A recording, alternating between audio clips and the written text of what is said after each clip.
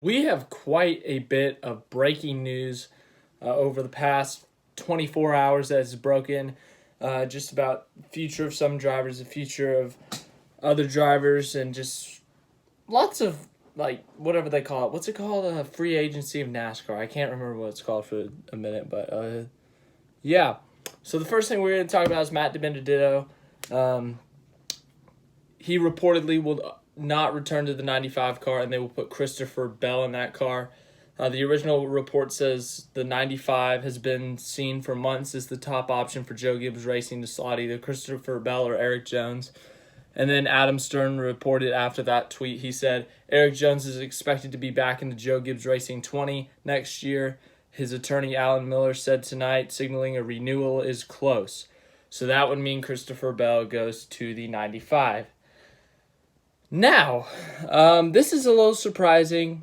Obviously, DiBenedetto, he's not in the playoffs right now. He's not anywhere close to pointing his way, and he would have to win to make it. But he's shown improvement throughout the year. Here's my problem with it. Matt DiBenedetto, it's only his first year in this car, and it's probably the best ride he's had. He's been racing with BK Racing, or whatever it was, and Go Fast Racing. Those aren't the best cars. Now he's in the 95, which is a much better improvement, and it's not a great car, but it's an improvement. Now, if you remember Martin Truex Jr., he was in an Alliance car. When they switched to Toyota at Furniture Row, that was a Gibbs organization, Alliance. But when he was his first year in that 78, when it was a Chevy, remember that year? It was terrible for him. He only led one lap. He finished like 25th in the standings. He had an awful year. Awful year. What if Furniture Row had gotten rid of him after that? Think about that. What if Furniture Row got rid of Martin Truex Jr. because he had one bad year for a young guy?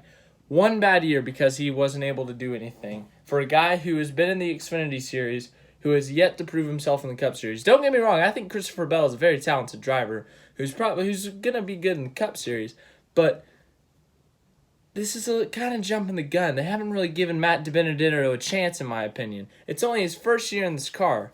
So Martin Truex Jr., that first year he did terrible. Next year he gets a win. He gets to the championship for 2016, he starts racking up wins. 2017, he wins the championship. I'm not saying that Matt DiBenedetto is going to go out and win a championship in 3 years, but I think he needs more time to get used to the car, to get used to the improvements. All these teams are trying to figure out these cars still. It's a new aero package, a new engine package. Everything is new about these cars. So they're still trying to figure it out. I mean, they've done improvement. And Matt DiBenedetto, the second half of the year, he's done really good. He's got his first 2 career top 5s. He's got he's got the same amount of top 10s this year than he's had his whole career. He's led more laps this year, times 2.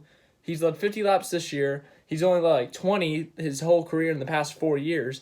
So he's shown vast improvement in this car. Obviously, teams would like to see more. I would have liked to see more personally. But he is starting to improve. And Bristol is a track that he's run well at the past, and I think he has a shot to win.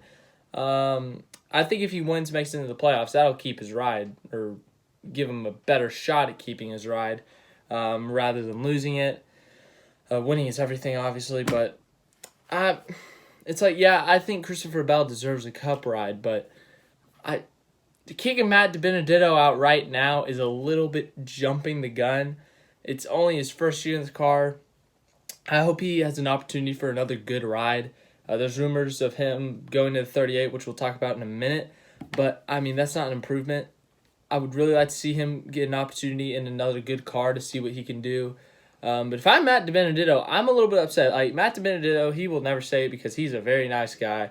He's brutally honest. He says, I'm fighting for my life. I hear all the rumors and stuff. He said that a couple weeks ago. But if I'm him, I'm a little upset because I've started to prove myself. I'm starting to run good. I'm getting top 10s, top 5s. I'm running up front with some of these big guys. I'm outrunning guys like Kyle Busch. I'm outrunning guys like, Jimmy Johnson. I'm just trying to think of guys. He's getting top 10s. That's pretty good. He's beating out some of these other guys. He's beating out some of these other Joe Gibbs drivers. He's beating out Hendrick drivers. He's beating out Penske guys. I mean, he's doing pretty good. So, Matt DiBenedetto, he's shown improvement. He's not doing it every week, which he should be doing if he wants to for sure keep his ride.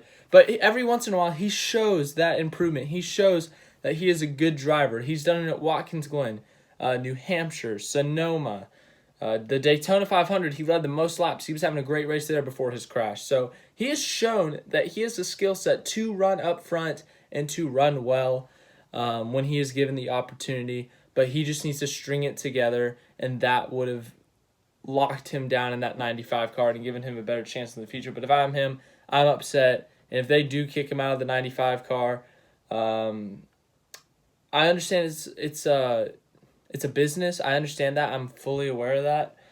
But it's like, imagine this. Matt DiBenedetto is a young guy. He's like in his 20s. Okay, imagine this: a player on NFL, NBA, MLB, whatever, is on a team, and obviously stuff happens there, like trades, all that. But the team, after 1 year of you getting your chance to play and stuff, because you're getting to play for your first time, and you have signs of good, like that you're good and stuff, and then they're like, nah, there's this young guy who's in the minor league or whatever. We're going to bring him up. I mean, you've shown signs of good, but yeah, you're out. I mean, that would kind of hurt me. That would upset me a lot. And that's kind of how I feel it's happening.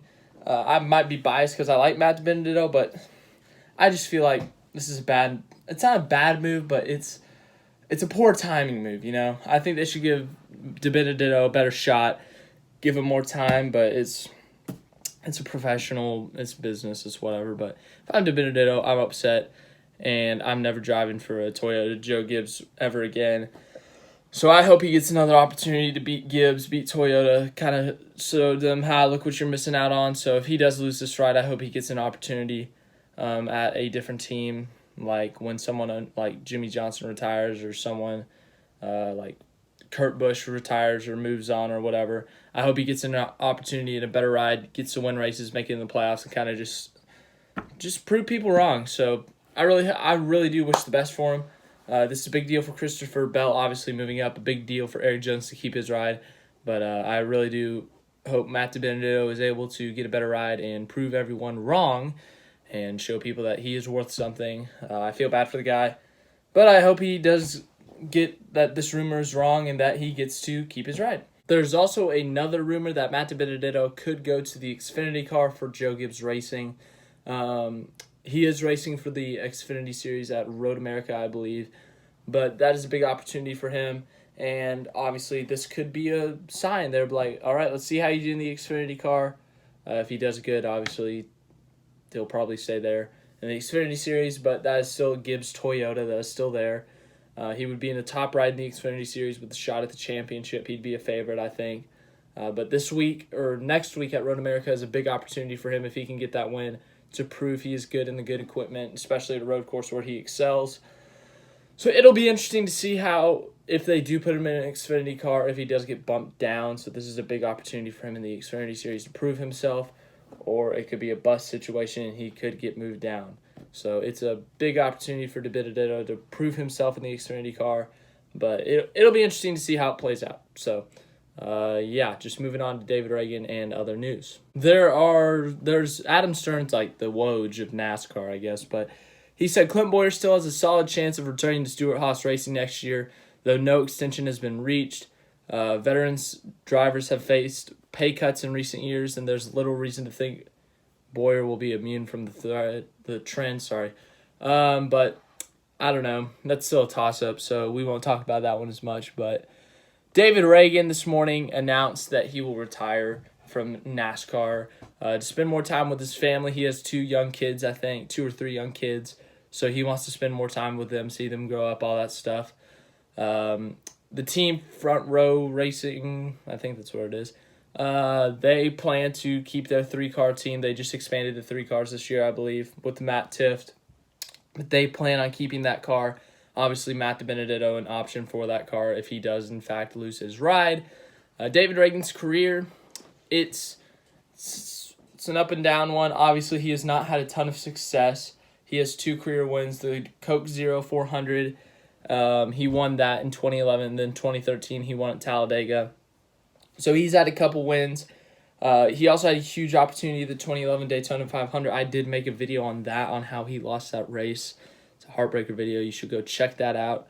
But he did lose that race, and he had a great opportunity to win it, but he was able to redeem himself, so he still got to win. But obviously, it's been an up and down career for him. He's gotten some wins. He's had some underdog runs, so everyone's rooting for him. He's a really nice guy. He's a really good guy. If you haven't seen him interviewed or anything, he's really, really nice, really overall great guy. So I wish the best for him. Happy that he's getting to retire on his own terms and that he gets to go spend more time with his family. He said he is still open to part-time racing. He just doesn't want to do it full-time. So that's a big deal. Happy for him, happy for them. But that's all the rumors we have for today. That's your breaking news update. That's it. Thanks for watching. If you liked it, if you leave a big fat like, just tell me what your thoughts are on the DiBenedetto situation, on the Boyer situation, and then just tell me how much you love David Ragan, how great a guy he is. If you liked it, as I said, leave it a big fat like. If you want to subscribe, click on that subscribe button.